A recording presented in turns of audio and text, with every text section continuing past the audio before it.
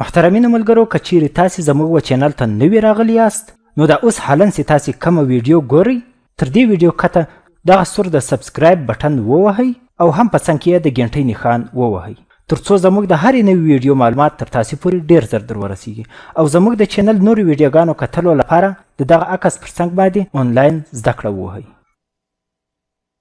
او دلته تاسې ویډیوز ووهئ.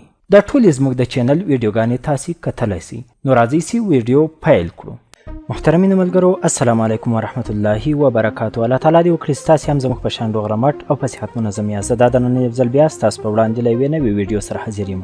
په دې ویډیو کې موږ زده کوو چې څنګه موږ د فیسبوک ویډیوګانې چې په خپله پلی کېږي هغه بندې کړو او څنګه کولی شو چې د فیسبوک بندې ویډیوګانې چې موږ کلیک پر کوو خلاصوو یې داسې کړو چې خپله دا چالو شي.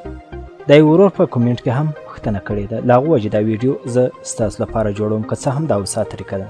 هغه ورور دا د پوښتنه کړې ده خوست افغانستان. وایي دوسته سلام دوسته، کله چې فیسبوک چالان کم نو کومې ویډیوګانې چې مخته راځي هغه بدون له کلیک څخه سټارټ یعنی چالان شي، څنګه کولی شم چې هغه بند کړم صرف په کلیک سره چالان شي؟ مننه. نو محترمینو ملګرو، دا د هغه چا لپاره ده چې وای فای نه لري. که چیرې وای فای لري د هغو دپاره باید همیشه هغه اټوپلی وي، یعنې په خپله خلاص وي، ځکه چې دی کلیک پر کوي وخت ځینې اخلي.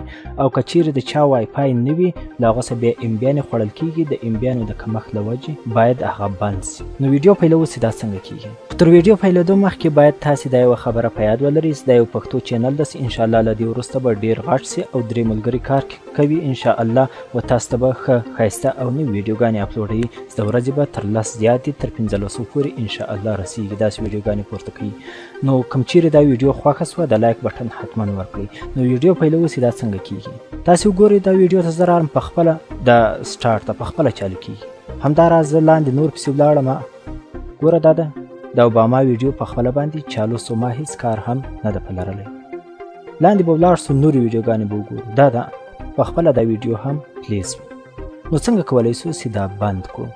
دا خو انټرنیټ ته ډېر زیان هم رسي. دا 3 ټکي نښان ته به راسئ نو به دلته کته تاسې پسې راسئ چې ښه کته رالاست، دغه نه ده آپ سټینګز، دې ته به راسئ او دلته ګوره په دا دغو کې دا 5 یو اټو پلی، دا 5 یو دغه یو نه ده، پر دې باندې به تاسو کلیک وکړئ.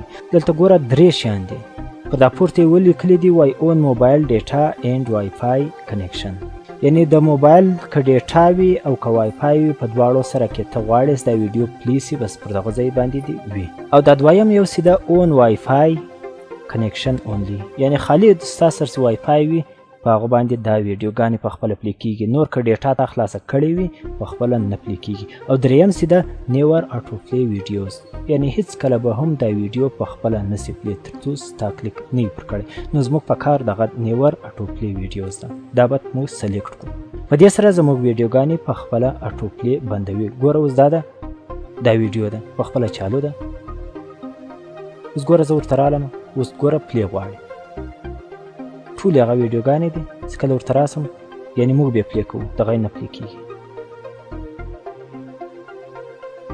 دا بل ویډیو ته مثلا رالم، دا ده په خپله بیا موږ پلی کوو. دې ته رالو ګوره چې هر څه ورته ودرېږم په خپله بیا موږ پلی کوو.